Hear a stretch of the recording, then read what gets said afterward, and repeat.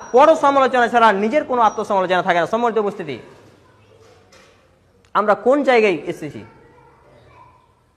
আমাকেও তো যেতে হবে সেই গন্তব্যে। কি কর্ম করছি? যে জায়গাটা, যে ব্যক্তিটার এলান হচ্ছে আজকে মাইকে, যার জানাজায় আমরা শরীক হচ্ছি, যার দাফনে অংশ নিচ্ছি, সেই দাফনটা যদি আমার হতো, আমার কি হবে এই নিয়ে আমাদের ভাবতে হবে। সে জায়গায় সেই ব্যক্তি যদি না হতো, আমি যদি হতাম কি হবে?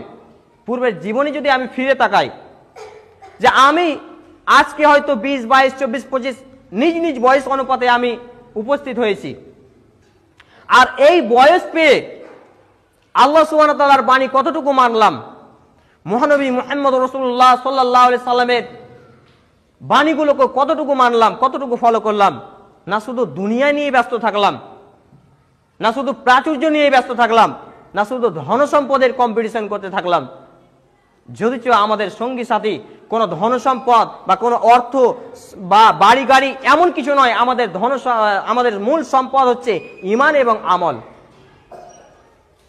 সম্মানিত উপস্থিতি, আমি এই জন্যই পবিত্র কোরআনের সর্বপ্রথম যে আয়াতটি পরিবেশন করেছিলাম সূরা আল ইমরান সূরা নম্বর 3 আয়াত 185, যে কুল্লু নাফসিন যায়িকাতুল মাউত।